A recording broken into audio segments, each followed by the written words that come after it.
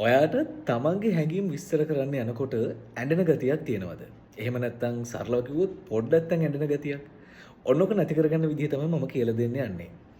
ඔයාට උම වෙන්න හේතුව තමයි ඔයාගේ ඉමෝෂනල් ඕවර්ලෝඩ් රෙස්පොන්ස් එක නිසා. ඒ කියන්නේ ඔයාගේ ඔළුවේ තියෙන ගිල්ට් එකක් වෙන්න පුළුවන්. එහෙම නැත්නම් ප්‍රෙෂර් එක වැඩිකමක් වෙන්න පුළුවන්. එහෙම නැත්නම් ලොකු ස්ට්‍රෙස් එකක ඔයා වෙන්න පුළුවන්.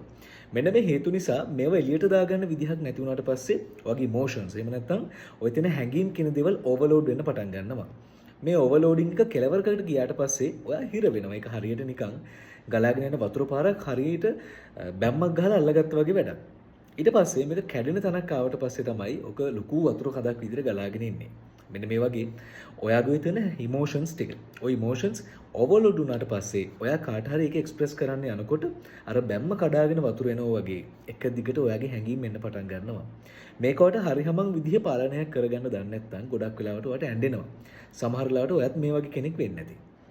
ඔයා හැම කෙනෙක් නම් මතක තියාගන්න කාට හරි තමන්ගේ හැඟීම් එක්ස්ප්ලেইন කරන්න කලින් ඔයා තප්පර 90ක රීසෙට් රිලැක්සේෂන් එකක් වගේ දෙයක් කරන්න. ඒ කියන්නේ තප්පර 90කින් පොඩක් රීසෙට් වෙන්න. බොක්ස් බ්‍රීතිං වගේ දෙයක් කරන්න ඒකත් එක්ක රිලැක්ස් වෙන්න.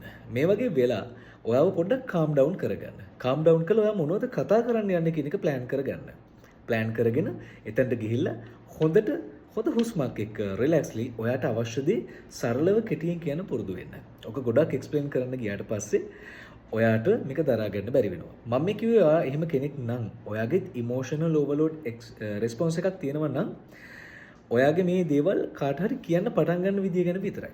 හැබැයි ඔයාගේ ඔළුවේ තියෙන දේවල් ටික එළියට දා ගන්න ඕනේ. ඒකට ඔයාට ස්ට්‍රෙස් රිලීස් මෙතඩ් එකක් හරි ඔයාට ඒක තනියම කරගන්න බැහැ නම් හොඳ උපදේශනයකට හරි යොමු වෙන්න පුළුවන්. ඒක නිසා හැමදේම කරන්න කලින් අඬන්න පුරුදු වෙන්න එපා. ඔයාගේ හිත හයිය කරගෙන දේවල් හරියට හදාගෙන ඔයාගේ මනස නිදහසේ ජීවත් වෙන්න පුරුදු වෙන්න. හිනා වෙලා හිටපන්.